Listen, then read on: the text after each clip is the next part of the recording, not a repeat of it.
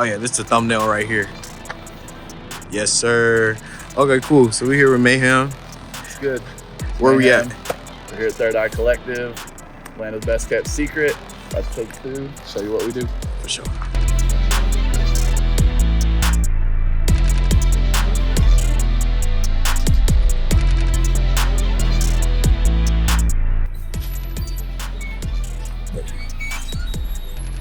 Welcome here, the main area of the warehouse. We really do it all. This is where we do our photos, our videos, music videos, parties, art shows, fashion shows, all that.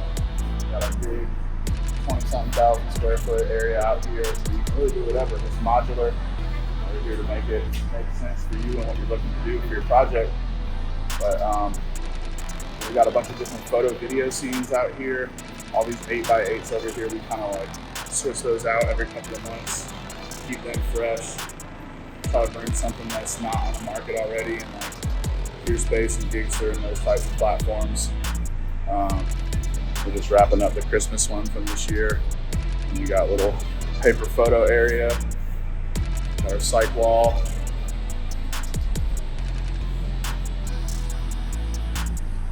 Green psych wall down in the corner for some green screen activities. A couple other screens over here. This is a crazy space. You definitely got to talk about the history. Yeah, so I mean, Third Eye's been gone for almost a decade now, but we moved into here about 2 years ago, and it took a minute for us to get it right because it was crazy. This spot was like owned by a hoarder, and he had like floor to ceiling in every corner of this place. It was stacked with anything you could imagine, from bowling balls to old ass porno magazines. It was anything you could imagine was in here. Wow. And it took forever to get it all out of here. We had to demo a bunch of stuff to get it to where it is now. But slowly, piece by piece, you know, kind of step it up. This is the Mad Sciences, one of our newer scenes. The newer 12x12s that we built.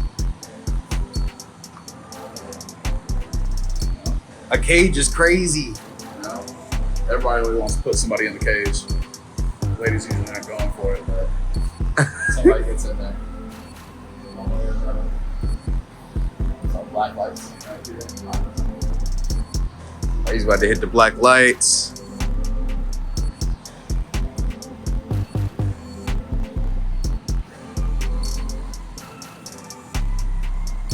Three, two, 1, 1.5, 1.25, 1.125. It's crazy.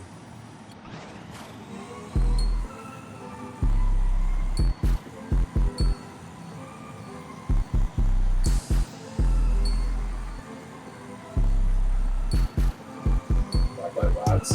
For sure. Black light motivation. You know? Always trying to keep it fresh. Something over here. So another one of our newer ones, bathtub scene. Just got done putting it back after we kind of set it up for Christmas. So where was the old location? Good point. So where's the old location? Our old location was off of Metropolitan Parkway in the Met. There's a lot of studios over there, and it's really like changing. The vibes are changing over there, so they're really not really wanting studios. Studio type activity. But yeah, we used to be located over there, and then we had another location that was in King Plow off of West Marietta Street. So we kind of brought everything together here, put it under one roof. So now we have 4 studios here. And yeah, we go on to the structure, and I'll show you some more of the scenes in the studios. So it's crazy because this whole entire space so far, we just only seen the photo studio and not even the recording studio part. No, it's definitely good. Got keys.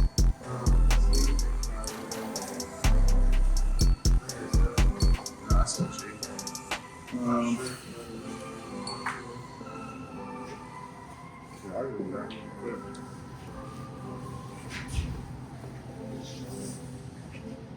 They got the FYM vending machine going crazy. Where the fish tank at? Fish tank going crazy.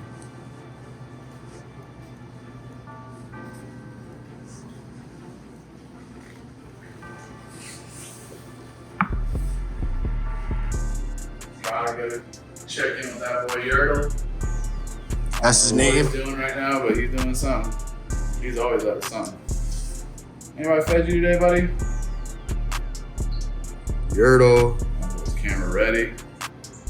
Came straight to the cam. You know what I'm saying? He's really born and raised in the 4. Came from the Joseph E. Lowry exit off of 20. Where? He was a baby turtle, now he's a big boy. Look at them claws. You know what I'm saying? No want to throw hands with Yertle. Man, Yertle? Advocate Yertle cameo. Yeah. Popping off right now. Shit's going big for Yertle. You got any food today?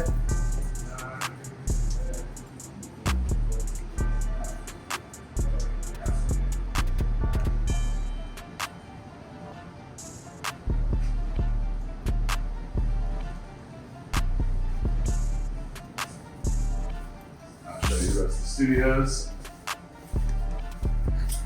Start off in Studio C. It's our smallest room. We'll be 5 people in here. Got the M1 preamp. Got a Symphony. Yamaha's TLM 103 in the booth. All the rooms got noise in them. This is our budget-friendly room. So you can get in, go crazy. Now, did y'all always have ABC rooms?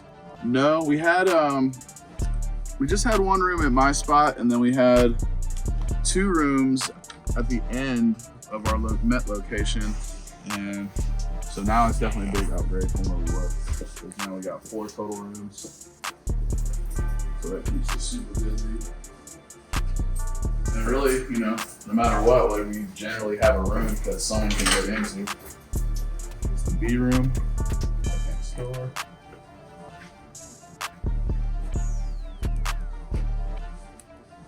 Hard.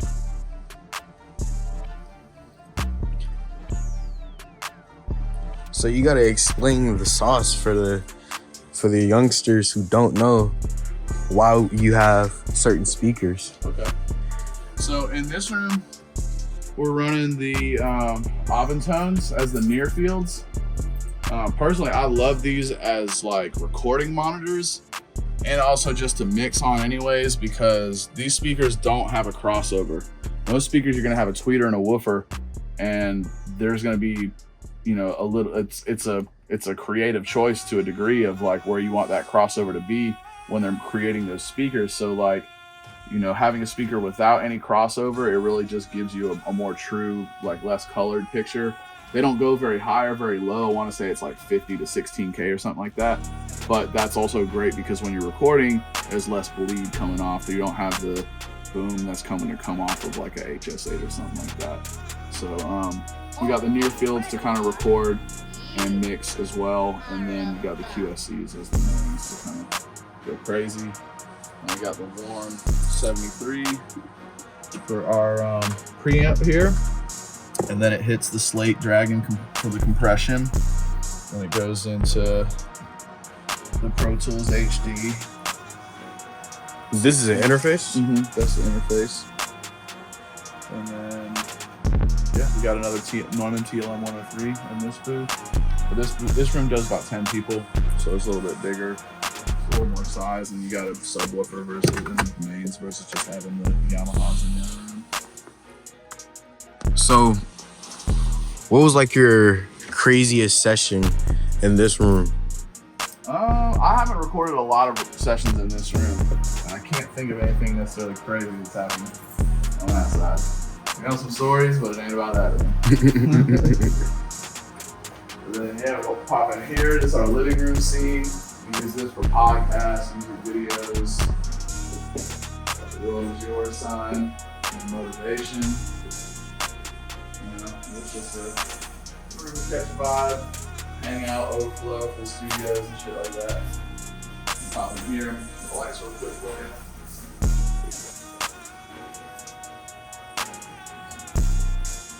You got the vintage arcade scene. Another one we use for videos, and also an amenity for the studio clients if they get bored.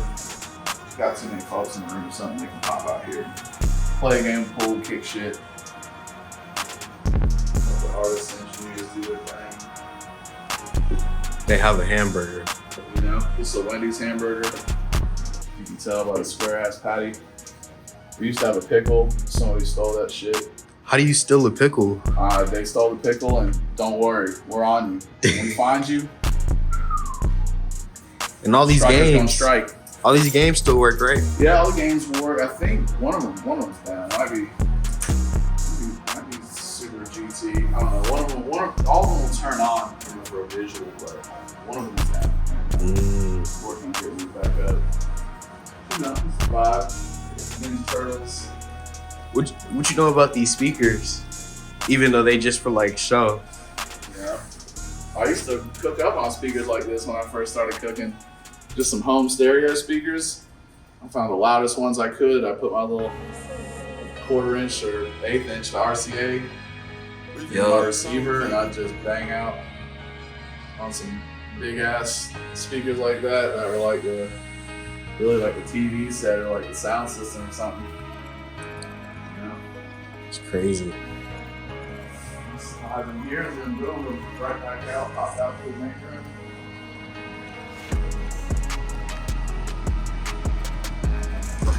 Yeah. Those are 3 studios though. Where's the 4th one? Well, those are 2. And the 3rd. Oh yeah, my bad. I meant to say 2. That's that gas.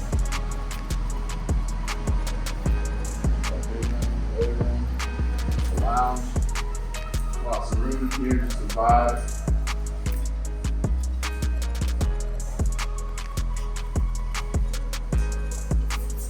Got a private entrance. Ooh, look at that sunset. That's crazy. Perfect time. You gotta hit a shot for the one time. Yeah. Gotta go. Oh, whoa. There you go. 2 to make it true. 3 to make it certain. 4, let's go. 5, you live. 6. That's all it was. That's a warm up, you know. It's not that person. You know, and pop in the A room.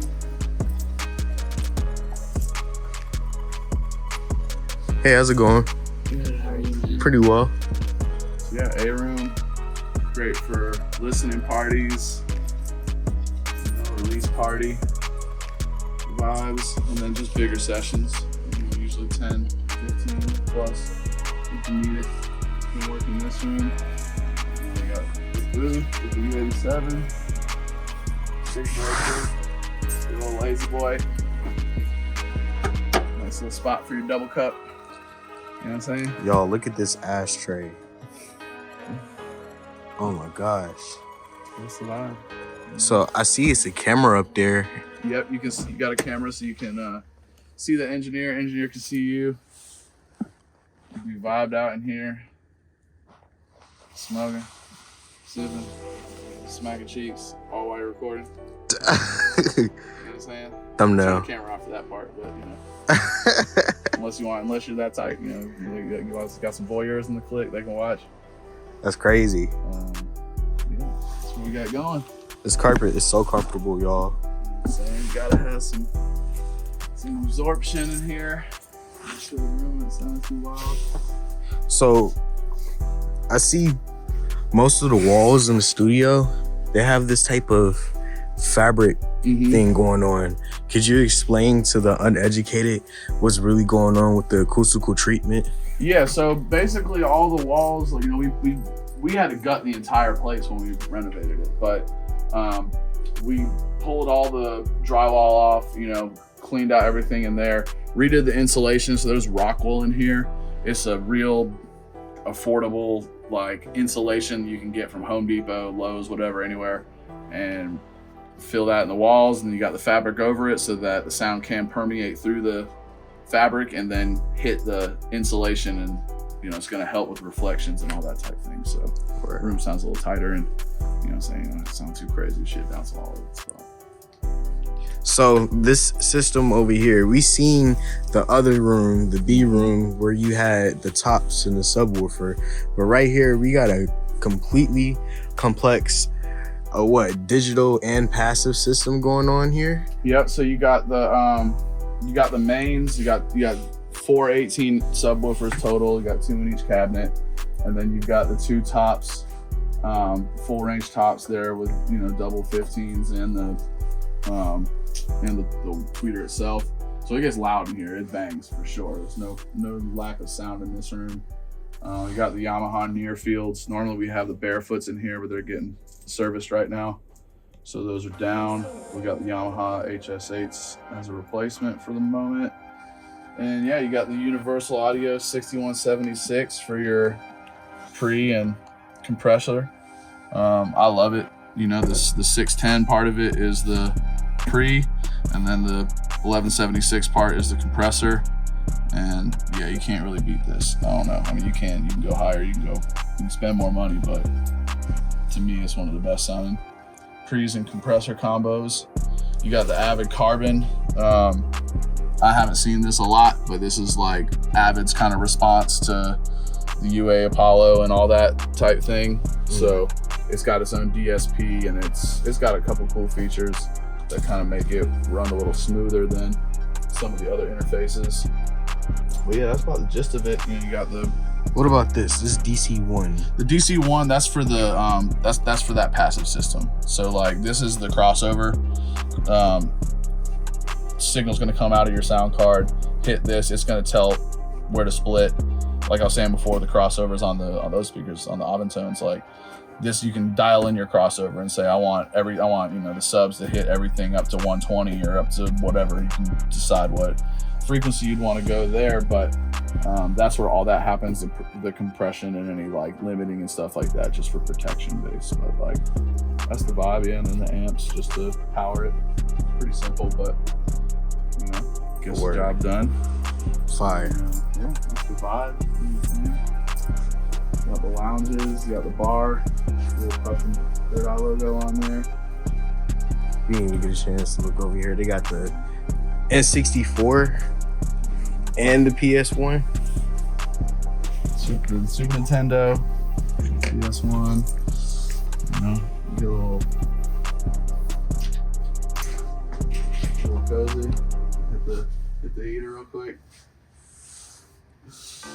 That's the vibe, Yeah. Area to kick shit and like do your thing. Hard. Oh shit! I went crazy with that one.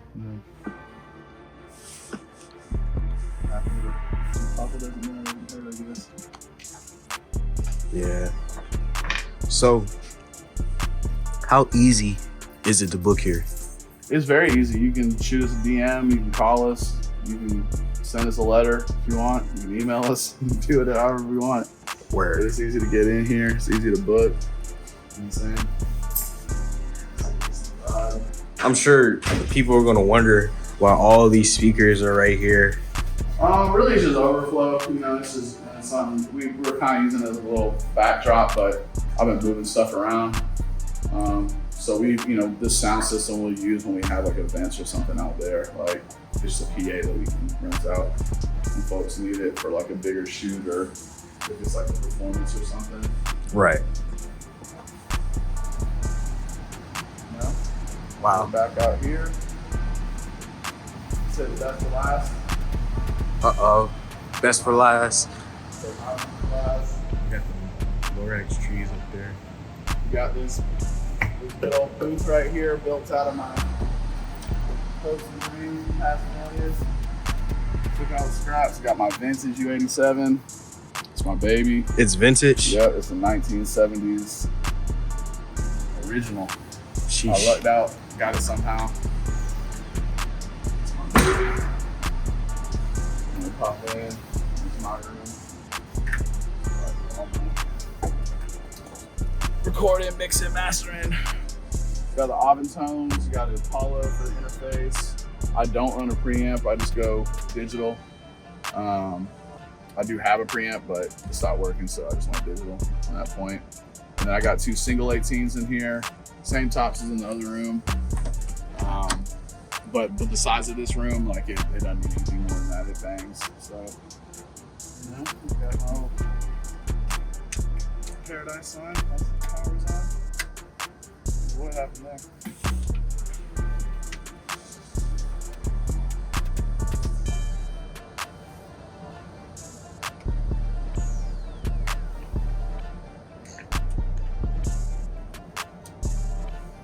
Crazy.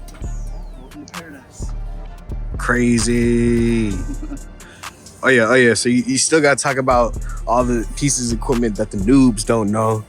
Like, well, yeah, I know. That's what I'm saying. Maybe I quit using that preamp because it just shit out on me one day and I stopped getting signal through it. So I don't know. I just got lazy and that's been years and I haven't taken it in to get service yet. But like I said, I just go straight in. I don't use a preamp right now. I just use the digital preamp. oh, so So I'm using the Apollo. I'm using the 610, the software emulation of what we got in the A room. I just use that. word. But yeah, nothing crazy. I mean, I'm mostly in the box. I don't like to have a lot of like outboard gear. It's dope to use and it sounds great, but the practicality of using it regularly and recalling sessions and doing all that, it's like it's too much sometimes. You know what I'm saying? Yeah. So I'd rather just have it at a click, boom, boom. Everything's more or less set exactly where it was and it's smooth and nothing crazy to tweak. You know what I'm saying? I don't need to bump 1K or 10K or whatever, you know what I'm saying? I don't have to have any like EQ bumps like that. It's just smooth and just let it be clean and clear, and I'll do all the rest of the heavy lifting inside the machine. Hard. So how important is the vibe for a studio that's trying to sell studio time to artists? I think the vibe is a huge part of it. I mean, it's like you can have like a dope setup, you can have a bad setup, and if it's a dope vibe, then folks are gonna want to be there. You know what I'm saying? So it's like the vibe is almost more important at a point, but obviously you want to have well-maintained, functioning, proper studios that, you know what I'm saying, are able to produce quality recordings. For me, the biggest part of that is in the booths. You know what I'm saying? Like the room is important, and obviously you don't want to have some crazy materials. And you see this room as well. It's got all the rock wool and the fabric covering it all up as well, so that it's something that, you know, is absorbent in here. But you just want to have a good, clean room, clean booth, you know what I'm saying? As little noise as possible, and let the software do the heavy lifting where you need it to. You know, if you need some noise reduction, throw an NS1 on there or the WNS or something and be smooth. But For yeah, sure. I feel like vibe is super important though, because it's like comfort is king, right? Right. So if you're comfortable somewhere, you're gonna want to lock in. And if there's different elements of it that are uncomfortable, I feel like as a studio owner, like you really need to be willing to kind of take shit on the chin a lot more and be like, they're not saying something because they're just trying to talk shit. They're saying something because it's something that they would like to see addressed and will make their quality, the whole process smoother. So it's like, I just try to take that shit on the chin every time and be like, oh yeah, you think this, then bet. Like, how can we like get that right for you? And I feel like having that kind of attitude is like what helps us keep folks locked in, wanting to record with us, not wanting to go anywhere else. And we get that feedback a lot, that they love our vibe and there's something here that they don't get another place, you know? So it's like, I feel like that's important to create that and to just have like a good connection with your clients and like be involved more than you're being paid to be involved with them. You know what I'm saying? I feel like people only do what they're paid for 9 out of 10 times. And it's like going the extra mile, like for somebody, you know what I'm saying? Even just thinking of them and being thoughtful about them. Like it could be their birthday, it could be their project just dropped, like whatever it is, like just being aware and like supporting and getting behind the artist and not just being like, we're here when you need to spend money with us, you know what I'm saying? Like, and deepening the relationships beyond that, because it's like, that's again what really solidifies, you know, the community and kind of that like a friendship beyond the business side of it, you know what I'm saying? So it's like, I think that's a big part of it, is like really trying to put some muscle behind the artist. And like with everything that us as a team have done in the past, like we all have different backgrounds and have different strengths and weaknesses, but like we have a lot of stuff that we can pass on to artists that like, we've seen this, we've seen that, like try this, try that. If you're getting no results with this, try doing that type thing. So like always here just to kind of chop it up and like give whatever game we can to try to help them succeed, because if our clients are succeeding, then we're going to succeed. There's no way about it, you know. So Hard. So what's something that you see in the future for Third Eye Collective? I think moving into this new year, we're going to try to start focusing on being able to do some bigger scale events. So that's one thing we're working on right now, is like potentially doing like a stage and just like a whole like activating more of the performance side, you know, and being able to host like comedy events, church events, weddings, whatever, you know what I'm saying, like band rehearsals, all that kind of stuff, so that, you know, whether it's just someone coming in and like getting ready for their tour, or someone's tour date coming through and they're performing here, like that's what we're trying to get kind of set up for that. So just to maximize like the main area out there, and then really just trying to build bigger, better, you know, more useful scenes for the content side of things, because that's such a big part of it. It's like you can have the most fire music in the world, but that's just one dimension. Like you got to have that 4-dimensional kind of approach to everything, so that it's like you've got content that showcases your personality, you've got hard like music video visual stuff that ties into the cover, that ties into the song itself, and builds this bigger like world for a fan to step into and be like, this is my everything, you know what I'm saying? Like, so I feel like that's a big thing. Just trying to facilitate really, and just figure out how we can do better, and, you know what I'm saying, just like one up whatever the last thing we did, whether it's a studio room or whether it's like a set out there or something like that, or even a show, you know, just trying to figure out how we can make everything just move the smoothest. And like, yeah, that's a blessing in itself when you don't have to worry, everything's just locked in. So yeah, just focusing on that for the next year, and, you know, always just trying to like provide the best quality that we can, and trying to one up it wherever we can. Last question, what's something that you can tell, it could be like words of wisdom or inspiration or whatever, what's something you can share with my 20 subscribers on YouTube, and, you know, a powerful gem. It ain't gotta be about music, it should be about life. Man, that's hard to just pull something out of nowhere. Think about whatever happened today, you know, something that taught you something today. Man, all I'll say is just like patience is a virtue, you know what I'm saying? With everything, it's like, I feel like we're all in such a rush to get somewhere, but you got to respect the process. You got to respect like the patience and the perseverance. Like that's what's rewarded in things, you know what I'm saying? Like nothing's overnight. Like it may seem that way, and a lot of times like you'll see so-and-so come out of nowhere and you never heard of them, and all of a sudden they're the biggest thing, and they're signed to so-and-so, and they got a partnership with blah, blah, blah, right? But like the groundwork that happens behind that, 9 out of 10 times, folks don't really see that unless you want them to see that. So, you know, if you do want to showcase that, then like get on it like Herm and start vlogging and start putting it out there and start showing folks what you do. And if that's not for you, then don't do that. But do what's for you. That's the biggest thing. Like as far as being an artist or a musician, like double down on you, double down on your personality.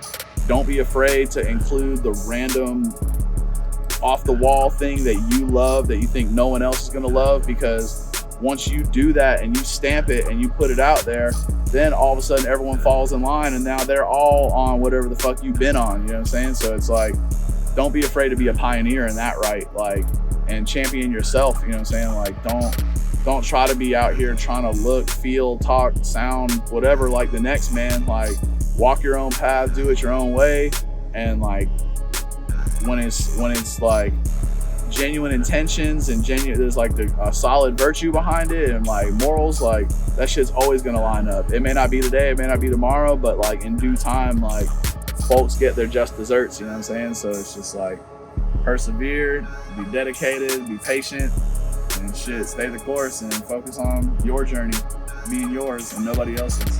You can't lose. Mayhem, thank you, sir. My brother, appreciate you. For sure, appreciate you.